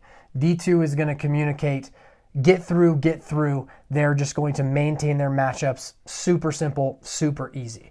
What we don't want to have happen is if this pick's not going to do anything, we don't want D2 to start kind of coming out and then allow the slip to happen. In our first clip, we're going to show the difference between an easy get-through scenario and a tough get-through scenario. As this player dodges down the alley, the picker is not in a position where he can set a pick, and so the get-through call is relatively easily, and the off-ball player basically just shows into the alley. Now, as they set up a repick, the off-ball player has to show into space to allow the on-ball player to have time to get through. But because there's no contact on the pick, the defensive player gets through. Now, as the off-ball player shows one last time, it does allow the off-ball player to slip and then draw a slide. But overall, I think it shows the difference between a very easy get-through scenario and a much tougher one. In our next clip, we're going to show a little bit of miscommunication. As this player dodges towards X, the off-ball player shows almost all the way to X, and the on-ball defenseman easily gets through, which puts two players on the ball and no one on the off-ball player, which allows an easy pass to the slipping player who scores. On this other side, if the pick is set really well, where DM2 runs straight into A3's,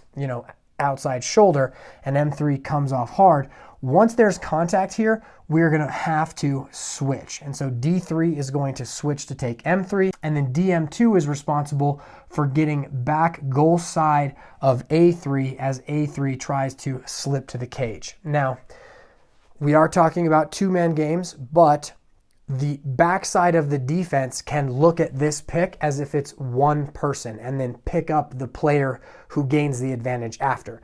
So whether D3 doesn't switch effectively and M3 beats him, we may have to slide to that. also, if M3 comes, they switch, and then the ball's fed into A3, we may also have to slide to that as well. The key is that we communicate it. If we can get around the pick early, we do. And then if there is contact, we switch. If there's not, we want to stay with our men. In our first 3 clips, we're going to show good switches, 2 from X, 1 from the wing, and then we're going to show a slide after a pick. In this first clip, this player does a great job of moving inside before moving out to set the pick so the on-ball defenseman doesn't see him coming. He also does a great job of setting the pick where the ball carrier can drive the on-ball defenseman off of him. As this happens, the off-ball defenseman does a great job of communicating that the pick is coming. Then, as he sees contact on the pick, he immediately jumps to the ball carrier, yells switch, so that the original on-ball defenseman knows to turn around and play the player who picked him. In this clip, the offense does a great job of being inside out and moving out to set the pick quickly, and they get a great brush with the outside shoulder of the picking player against the inside shoulder of the on-ball defenseman. The off-ball defenseman does a great job of recognizing that the on-ball defenseman loses a step because of the brush, communicates the switch well, and they switch quickly and efficiently. Our first 2 examples do a great job of showing switches at X, which are not as dangerous as switches on the wings because both players are not in a position where they can score, and they must roll perfectly in order to maintain the advantage gained by goal side picking. In this clip, the offensive off-ball player does a great job to set the pick in the area where the ball carrier can drive his defenseman off of him. The off-ball defenseman does a great job of recognizing that contact was made, communicates the switch, and hops out to cross-check the ball carrier. As he does that, his stick does break, which means he has to drop it, and the ball carrier ends up shooting from like 8 yards and scoring. But the thing I want you to notice about this clip specifically is how well the original on-ball defenseman does to maintain his matchup against the player who picked him. Now, regardless of whether or not our team has to switch or stay, if either of the players involved in the pick end up with the ball and an advantage, we are going to have to slide. And as I've mentioned earlier, this slide and recovery system should be a part of our overall defense, not something new because we set picks. In this clip, the defense brings 2 players to the ball instead of using a relatively easy get-through scenario and then throws back to the player who picked, creating an advantage on the right side of the field. Once this advantage is created, the defense is forced to slide adjacent and rotate into the passes and ends up recovering quite well. Now we're going to talk through some of the advanced tactics that we can use if a team is setting picks. And so one of the things that I think every single team should definitely incorporate into how they train picks is doubles. And the cool thing you can do with this is if you're a coach who runs 3VOs, 3V2s, and 3V3s to teach motions and concepts, which I completely advocate, and the video's right here, is you can teach how to double and then create advantages through the double by having a 3v2 picking drill and then a 3v3 picking drill where the defense is forced to double the ball. Now, the best thing is to have each group understand enough to where they can evaluate so the offense doesn't immediately assume the double is coming and then kind of take advantage of the drill, but incorporating doubles is extremely important. If we are going to double, because let's say M2 is a bad decision maker, as A2 comes up to set this pick, we're going to have the same type of communication first, and then we're going to add in some new stuff. So let's say M2 tries to drive him off. The first thing that we want to make sure happens is that DM1 doesn't fall off the double. So as the pick is coming to DM1, DM2 has to yell pick coming left, and then he's going to add in get ready, get ready. Get ready signifies that they are going to try to double. Now, as M2 comes off of this pick, D2 is going to yell to DM1, stay right, because he's on the right side. And then D2 is going to hold up M2's momentum so that DM1 can stay on the right side of him, and then they can sandwich the player. So whoever's coming to the double should hold up the momentum of the player. Whoever is already on it should be the player who's trying to check. It's basically the same idea of when you slide, you want to break down in slow momentum, not try and take the ball away. Because if you try and take the ball away, they're just going to redodge right around you. Now, as with the doubles, you're going to need to make sure that if he does step away and move the ball, you're ready to slide to it. But if you teach it, the backside should be ready for that slide. Now, like doubles during overlaps, doubling during a pick is definitely something that's more difficult at the collegiate level where players are much better than it is at the youth and high school level. Doubling at the youth and high school level can be something that really sets your team apart. In this clip, as this team moves through their picking motion, the defensive team hops out and immediately doubles the ball. They put great pressure on the ball carrier, but he does manage to throw the ball to the player who picked, and the defensive team is ready with their slide and recovery. They recover well, but they get beat with the one-on-one dodge on the opposite side.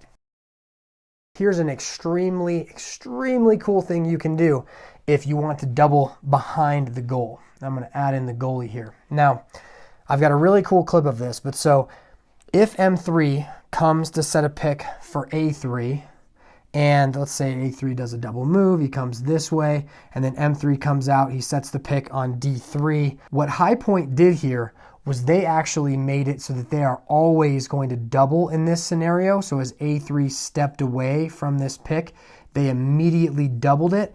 And then as M3 slipped through, the goalie actually came out and played the player who rolled or the player who didn't have the ball so that they could immediately double the ball with a lot of high pressure. And then as the ball was passed, Troutner, their goalie, was right there ready to play the ball. And this is a really cool tactic that you can definitely use easily if you want to train your goalies to end game double or to use a 10-man ride. There are two aspects of doubling that are extremely important. The first is that you double in a location that is safe, which this absolutely does. And the second is that players are aware that the double is going to happen, so they're able to commit to the double rather than having to think about it. This scenario solves both of those problems, and it's why it's extremely efficient.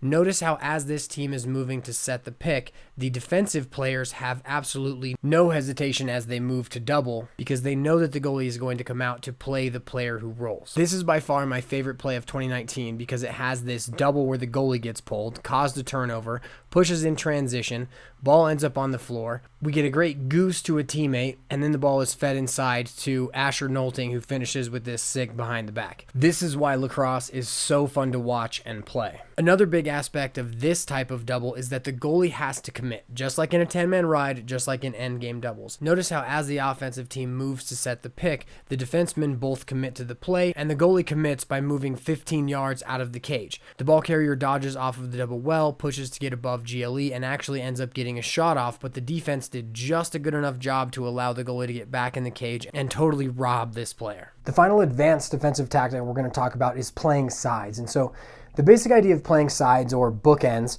is the idea of playing each side of the pick in a zone. So this works really well with off-ball picks inside, where you can basically just position two defensemen on both sides of the pick and pick up whichever player comes that direction. Now, on ball, it's a little bit more difficult because if a pick is set really well inside out, you can't really play sides against it because you have to respect the slip. So the easiest way to understand this is with the goal as a third defenseman and I guess the crease as a third defenseman. So basically as A3 dodges and runs through and is going to come off the pick set by M3, if DM2 sees this happening, he can yell sides before anything even gets close to this pick. Basically, once M3 crosses GLE, he's going to yell sides, and then D3 is going to get to the opposite side that DM2 is on. Now,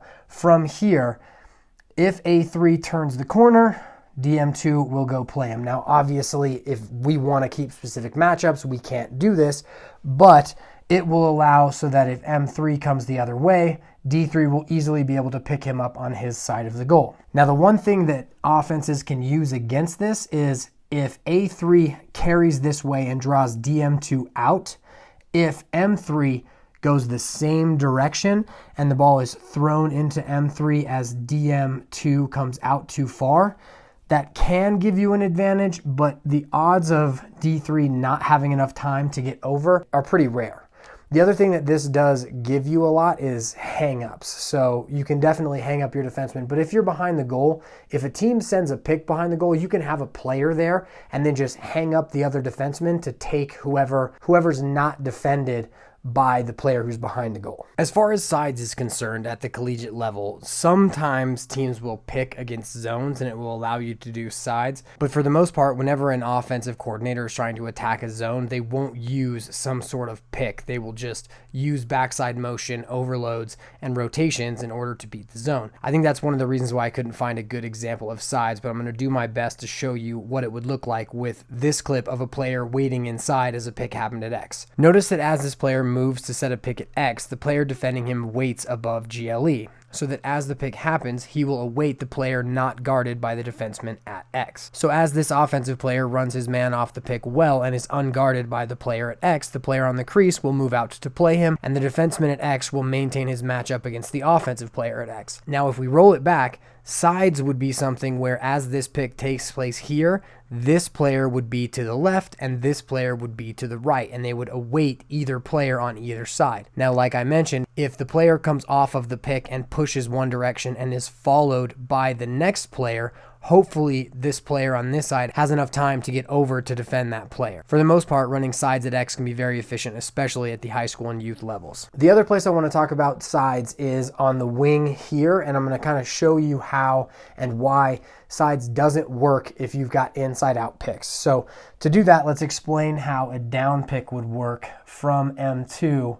If M2 comes to set a down pick here and A2 does, say, a double move to come up over it, this will easily allow DM1 to kind of watch, and then D2 can kind of just sit in his space here so that as we get the carry over the pick and the roll from the pick, now we can just pick up both sides. And where you see this a lot is in box lacrosse, where when players are picking on the wings, you don't want to let them underneath easily because then they'll just dive and they'll score. But you also don't want to let them over the top too low because then they're in the middle of the field low.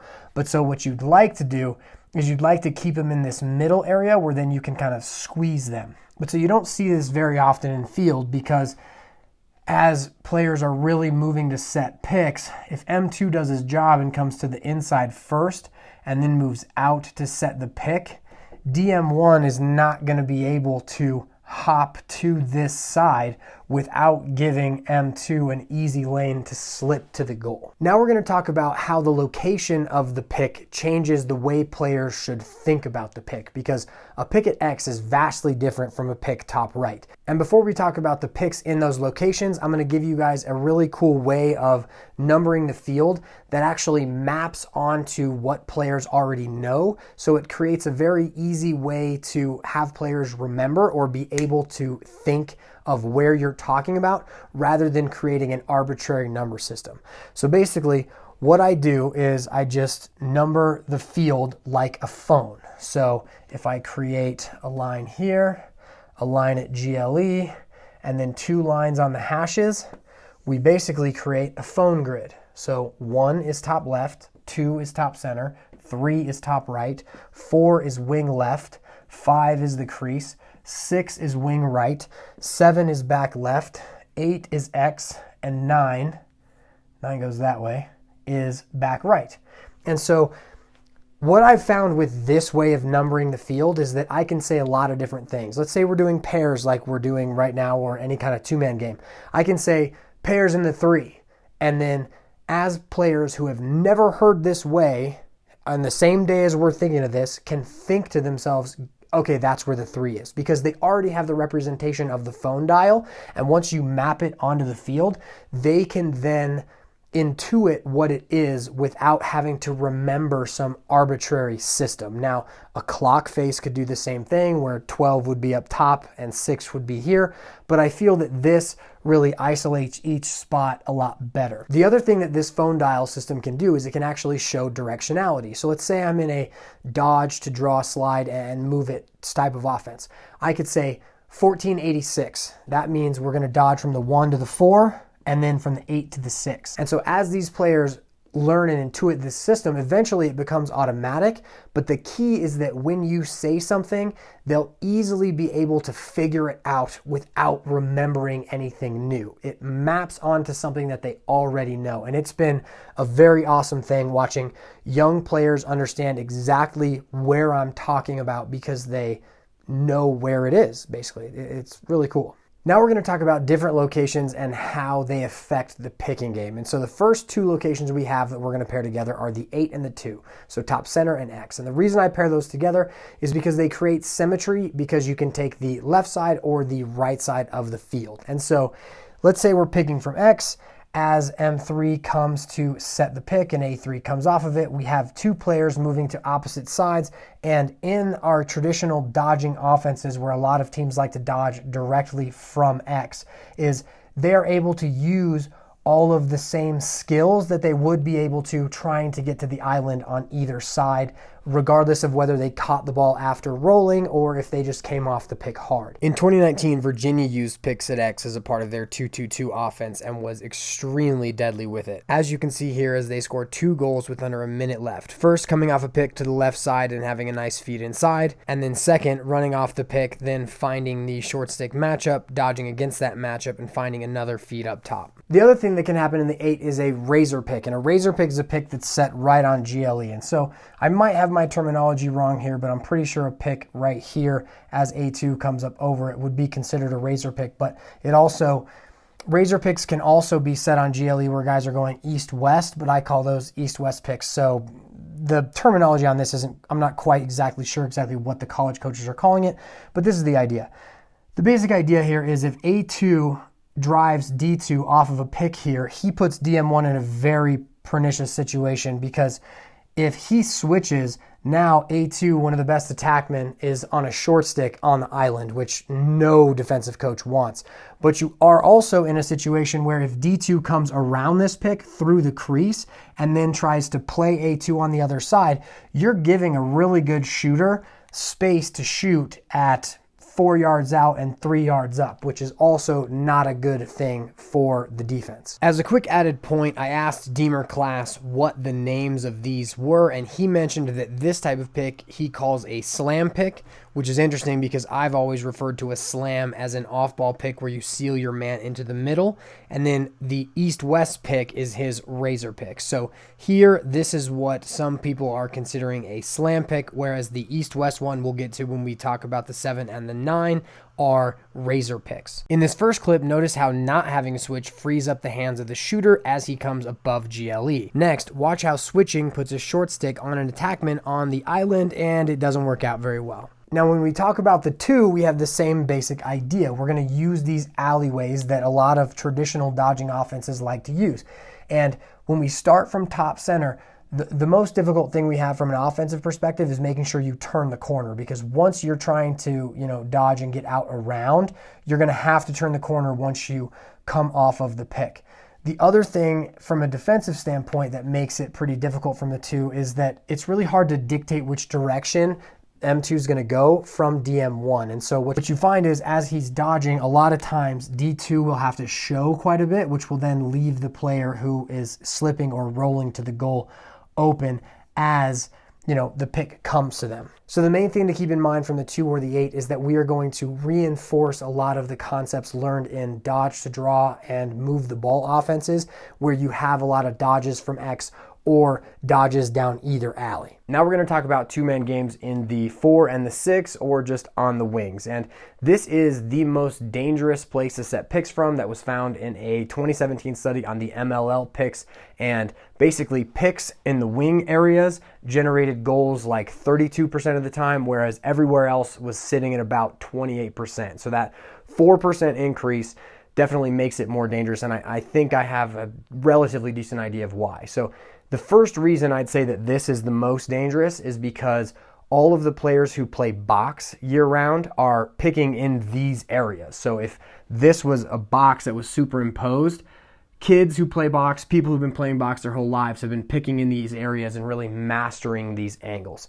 The next reason I think is because as players are setting picks on the wings and then slipping, is that as you get this horizontal movement to the front of the goal, you become extremely dangerous as you're moving, and you can stay dangerous longer. So if you think about a alley dodge down the alley, as you continue, you hit this like sweet spot right in here where if you roll back, you're going to be dangerous. But if you continue to move, you're going to get very much so less dangerous. But so this horizontal motion allows you to be dangerous for a lot longer. Now, the next reason that I feel that it's very dangerous is because there is a added element of not knowing which side the pick is going to come on that's better than in other places. So if you use double moves in other areas, you can set the pick on different sides. But here, because as A3 and A2 move out to set the picks, now they can really hop to either side pretty easily. And then the ball carrier can either refuse the pick or come off the pick depending on kind of how they do it. But so there's that added little element of which side is going to be picked. And so as we go through that, we're going to talk about picks in the following ways. On this side, we are going to talk about down picks. And a down pick is any time that the picker is holding the defensive player down. So here, M3 is going to come off towards the top, and this is a front door pick. And front door basically refers to in front of the goal. So a down pick is a front door pick, and then obviously we're going to get A3 rolling towards the goal, and we've got all of our, basic options where we're trying to get the 2-on-1 with D3 right there. Now on this side, we are going to talk about up picks. And up picks are basically where the picking player is going to keep the defensive player up, or he's going to move up to set this pick. Now, as the up pick is set, M2 is going to come underneath, and because he's coming underneath, that is why we would call this a backdoor pick. We are calling it a backdoor pick because as we are trying to get to these kind of back pipe areas, that's what we're referring to as backdoor. And so as we slip here, we're doing the same basic idea. We're just trying to turn the corner to get to the middle. We've got our player who's rolling to the higher side now since we're taking the low side as we carry the ball. But the combination of the angles of getting across horizontally across the front of the goal, as well as everybody's practicing it all year in box, really makes these wing areas extremely dangerous to set picks at. In our first clip, we see a pick in the 6, and notice how easy it is for this player to set an up pick, then turn to set a down pick in this space and continuously be dangerous. In this next clip, we get a mirror from the middle and a dodge underneath where this player can then dive across the goal. Finally, we have a down pick set here where watch as the ball carrier is dangerous for a very long, extended amount of time. The entire time he is above the goal, he is extremely dangerous, being able to shoot from directly in front of the goal. And of course you have the picks on the wings where the defenseman moves around the pick and doesn't pick up the ball carrier in time. Now as we move to all of the corners of the field, we're going to start with the top two first. So in the 1 and the 3. So as we go over the 1, same idea for the 3. So the first thing that we have when we are picking in that 1 or the 3 spot is the idea of harnessing the idea of dodging down the alleys, which so many kids do so well. So as M3 gets ready to dodge, if he's used to dodging the alley, he is going to be more able to turn the corner because that's what he's used to. So that's one of the things we're harnessing. This also works as far as sweeping across the top. Now, the next thing that this location does is as A3 moves out to set this pick, is that once he comes off this pick, now both players are heading down towards the goal. And this is extremely dangerous just because it really orients us towards the goal. Shots are going to be more effective and it's just more efficient. So now, as we kind of talked about a little bit earlier, this also creates a very good time for us to run our nations look where we pass down and then look back up through if we isolate D3 here. But so just the idea of being able to come off a pick, have both players moving down towards the goal is going to make our players more dangerous. Now, when we think about the sweep across the top, as say M3 dodges down the alley, rolls back over this pick, and now comes here, and then A3 kind of floats down to this wing. This also puts D3 in a very hard situation where if he, slides to this whole side has been cleared out already for M3 to dodge in. So A3 has a lot of space here to manipulate if the ball is then thrown to him. In this first clip where this player dodges off the pick from the 3, this player uses the same techniques he would dodging down the alley without a pick, turns the corner and gets in front of the goal to shoot and score. In this next clip from the 1, as this player dodges off of the pick, he draws the switch, and the player who set the pick is primed to roll to the front of the goal, accept a feed, and shoot.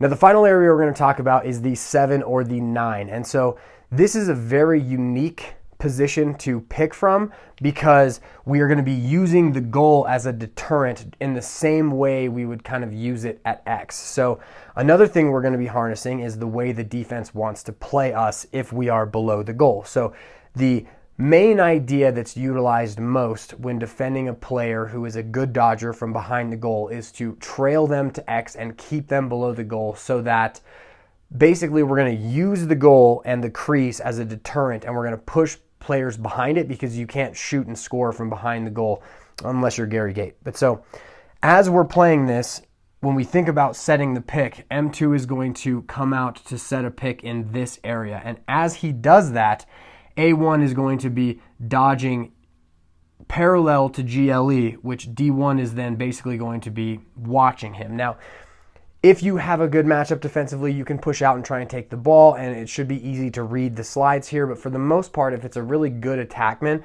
the defenseman's going to be cautious here and not make contact until about 2 yards below GLE. And that's going to help us on the offensive end, because as A1 is thinking about this, he's going to have two basic options. He can use kind of a rocker here and slow up the defenseman so that M2 can come kind of set a pick east-west where he can explode off of it. Gaining even like half a step is going to put D1 in a chase scenario where he should be able to get a relatively decent shot off.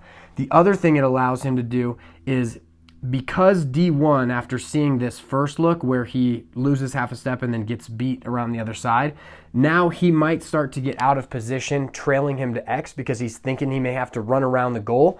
And instead of playing him, trailing him to X, he's kind of going to get overzealous where he's coming this way, and then A1 can then roll back over the top of this pick set by M2. And this is a very bad situation for the defense, because if DM1 decides to switch, now we've got A1 being defended by a short stick who is going to the island, and nobody wants that. The other thing is, if they decide not to switch, clearly you're giving him a lot. And if D1 gets underneath here and he comes down through underneath this pick, and A1 has, time to shoot from this 4 yards out and 3 yards up area, most, at least college level attackmen are going to bury that every time. Notice how as this razor pick is set, the defenseman has to move around the pick. And because he moved around the pick, the goal is now in his way. So as the offensive player explodes around the goal, the defenseman's foot gets caught on the net, the offensive player just turns the corner and adds this nice little leaner finish. As this player picks up the ball and moves to his left as if he was going to go off of the razor pick, he rolls back over the top of the pick and then isolates this other defenseman on the island using a double rollback and sticks it up top. Thanks for taking the time to watch this entire video. I really appreciate it. Definitely let me know what you guys thought down in the comments section, especially if there was something that I missed or something that you really enjoyed. Also, if there's something that was in this video that you think someone else would benefit from, make sure to share that with them, whether that's Facebook or through text messages. Also, if you really enjoyed this video and you want to see it printed out, you can download the playbook PDF at patreon.com/POWLAX by clicking the eye up here in the corner, and then one of the links that has the PDF icon on it. You can get that PDF by becoming a patron on patreon.com/POWLAX. And what that basically is you pay $5 a month, you get access to this PDF and all of the others, and you're basically helping to contribute to the creation of all of these free videos on YouTube, as well as all the stuff that I'm going to be doing in the future. So I really appreciate you if you do that, as well as all the other patrons who have supported me over the last, I think, year and a half. Finally, make sure to follow POWLAX and POWLAX Master Coach on Facebook and Instagram. If you are there on Facebook and Instagram or on YouTube, I'll be doing the live streams on Wednesdays. If you have any questions or topics that you would like me to address in those live streams, you can write those down in the comment section, or you can hit me up on Facebook and Instagram as well. Hope you guys enjoyed the video. Have a good one. I will see you in the next video.